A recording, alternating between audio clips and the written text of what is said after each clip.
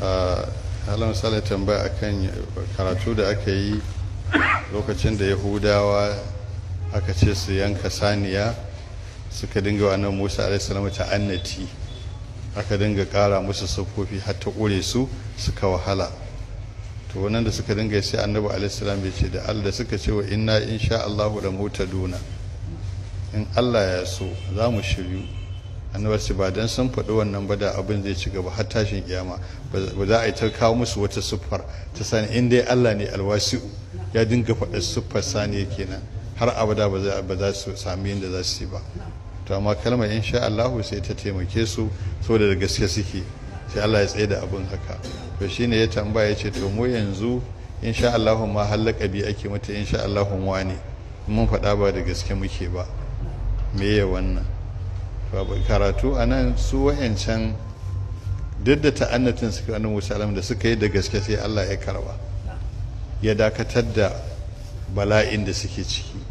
to idan musulmi ya ɗauki wannan kalmar ba da gaske ike ba ya faɗe ta, to kaga duk abin da ya saka a gaba ba zai nasara ba, sannan kuma ya yi yaudara a cikinta domin ya saka Allah wanda aka yi magana shi zai yadda. to idan mutum ya yi irin wannan ya saka Allah abokin huɗa ya yadda, in kiyama ta tashi in dai yaudara yi to Allah da kansa shi zai karasa sannan ya masa hukunci. wannan mugun abu ne, wannan ba abu ne wanda yake mai kyau ba. sannan kuma wanda ya ce insha Allahu ba da gaske yake nufi to bai san kansa ba, saboda abin da kake cewa za ka yi ubangiji ya ce la taqulanna li shay'in inni fa'ilun zalika gadan ila an yasha Allah, sai Allah ce wa zkur rabbaka idza nasita. abinda ake nufi akwai abubuwa gaba na farko abinda kace zaka yi nan gaba farko ranka baya hannunka, wataƙila lokacin da kake cewa zaka yi kafin yi kai ba kai, wannan zaka tuno shi sa kace insha Allah domin kana da tabbashin mai abin wataƙila ya yanke wannan rigar mai wanka ne zai cire ta, shi sa za ka ce insha Allah. sannan na biyu dalilin da ya sa za ka yi abin yanzu zai iya canja shi, in ƙauna ce sai mai da ita ƙiyayya, in wata dama ce sai kau da ita wadda mutum zai iya yi din, lafiya ce yake so zai yi sai janye lafiyar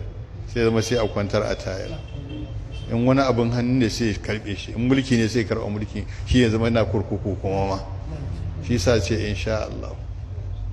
wannan gabar ba ta hannun mutum. sannan wanda za a yi wa shi kowa dole bane shi ma katar da shi ma kafin aje wataƙila Allah ya aikinsa ya janye shi,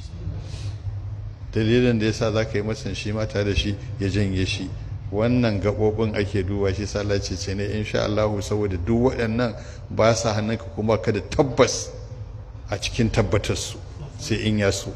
shi yasa jahilci ne yasa mutum zai haka bai san dalilin da yasa ubangiji ka ce insha Allah din ba, saboda wannan gaɓoɓin ba sa hannunka.